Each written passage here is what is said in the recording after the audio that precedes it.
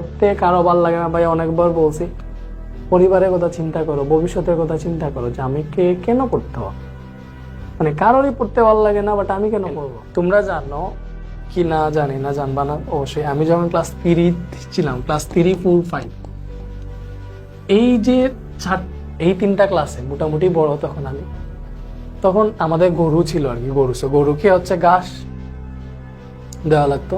So আমি নিজে স্কুলে যাওয়ার আগে গরুর ঘাস কেটে স্কুলে যেতাম। ওইটা আমার ডেইলি রুটিন ছিল এই 3 বছর। এরপরে 6-এ উঠার পরে মানে ক্লাস টাইমটা তার 8টার মধ্যে যাওয়া লাগতো, সেজন্য চাল করি নাই পরে। বাট আরো তো অনেক কাজ আছে, তুমি চিন্তা করো, আমি গরুর ঘাস পর্যন্ত কাটছি ক্লাস 3, 4, 5-এ। মানে ওরকম পরিবেশ, আমাদের ঘরে কারেন্ট ছিল না, বিদ্যুৎ ছিল না, কোনো কিছু ছিল না। ওই পরিবেশ থেকে পড়ছি, তো আজকে তোমাদের সামনে এখানে দাঁড়াইয়া পড়াইতে পারতেছি। দ্যাট মিনস কিছুটা হইলেও শিখছি। আল্লাহর রহমতে তো এখন আমি ভালোই আছি, আমার টাকা পয়সার কোনো সমস্যা নাই, আল্লাহর রহমতে সব দিক দিয়ে ভালো হয়েছে। সো এই জিনিসটা চিন্তা করো, আমারও তো পড়তে ভালো লাগতো না অবশ্যই, আমি তো জোর করে পড়ছি।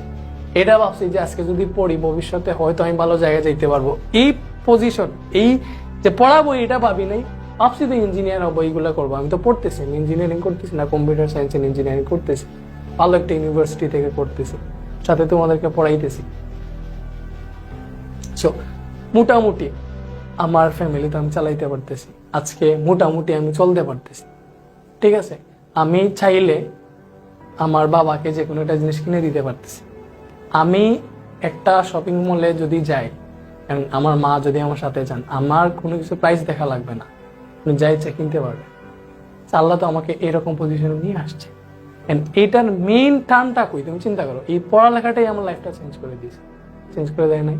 তাইলে তুমি এটা চিন্তা করো যে তোমার এখন পড়তে ভালো লাগতেছে না, কারোরই ভাল লাগবে না।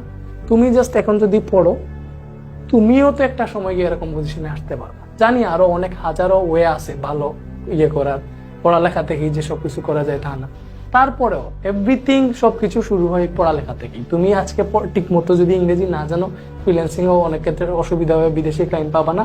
বাট এইগুলাতে পড়ালেখার মধ্যে ভালো স্কিল না থাকলেও ওই যেগুলা থেকে আরো আর্ন করা যায় ওইগুলার অ্যাক্টিভিটিস তো তোমার ওই অনেক ঝামেলা হবে।